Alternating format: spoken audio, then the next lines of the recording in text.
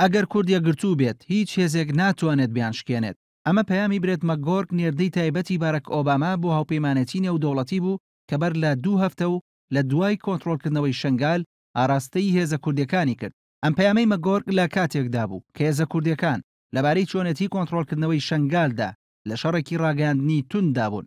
لەلایەکەوە پارتی بانگەشەی ئەوەی دەکرد تەنها پێشمەرگە بەشداری لە ئۆپراسیۆنەکەدا کردووە و لەلایەکی دیکەشەوە پەکەکە و یەکێتی و گۆڕان و هێزەکانی دیکە باسییان لە ڕۆڵی هێزەکانی پەکەکە و یەپەگە دەکرد. لە ماوەی 1 ساڵی ڕابردوودا بۆی سەرکەوتنی هێزە کوردیەکان لە باشوور و ڕۆژاوای کوردستان لە شەڕی داعشدا با بەردەوامی لەلایەن سەرۆک و بەرپرسانی وڵاتانی ڕۆژئاواوە ستایشی کورد و هێزە کوردیەکان کراوە. دەیڤید کامیرۆن سەرۆکوەزیرانی بەریتانیا بەر لە چەند ڕۆژێک لە پەرلەمانی وڵاتەکەیدا ڕایگەیاند هێزە کوردیەکان هێزی زەمینیمانە لە ناوچەکەدا. رووسیاشکە ماوەیەکە بە هێزێکی زیاترەوە ڕووی لە ناوچەکە کردووە و سەرکردایەتی بەرەیەکی دیکە دەکات هاوشێوەی وڵاتانی ڕۆژئاوا ستایشی کورد دەکات.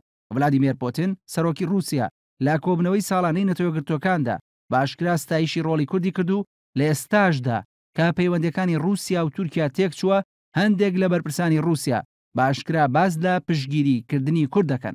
جگە لەوەش زۆر جار بەرپرسانی وڵاتانی ڕۆژئاوا باز لەوە دەکەن بۆ بەرەنگاربوونەوەی داعش پێویست بەناردنی هێزی زەمینی ناکات بەو پێی هێزە کوردیەکان دەتوانن لەسەر ئەرزی واقعدا ڕۆڵی هێزی زەمینی ئەوان ببینن.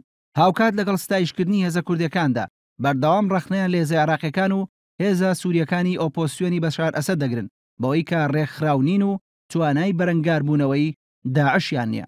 پێناچێت لە ماوەی 100 ساڵی ڕابردوودا هیچ کاتێک بە ئەندازەی 1 ساڵی ڕابردوو بۆ چوونی کۆمەلگای نێودەوڵەتی بەرامبەر بە کورد لەبار بوو بێت.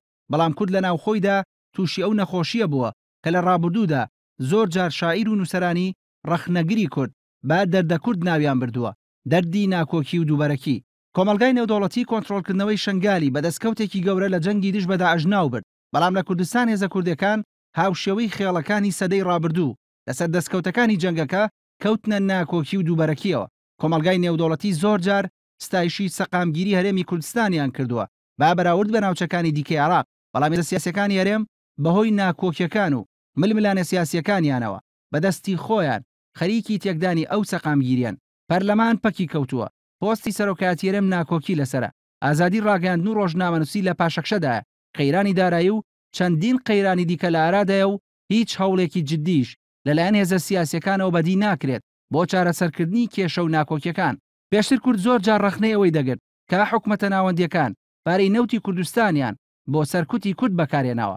بەڵام لە ئێستادا کە نەوتی کوردستان کەوتۆتە دەستی کوردەوە بەهۆی ناشەفافی و ناکارایی لە بەڕێوەبردنی سیاسەتی نەوتەوە، جارێکی دیکە خەریکە نەوتی کوردستان بۆ دانیشتوانەکەی دەبێتەوە. بەڵا زۆربەی سەرکردە سیاسیەکان زۆر جار ڕەخنەیان لە سەرکردەکانی پێشووتری کورد گرتووە بەهۆی ناکۆکیە ناوخۆییەکانیانەوە دەرفەتەکانیان لەدەستداوە.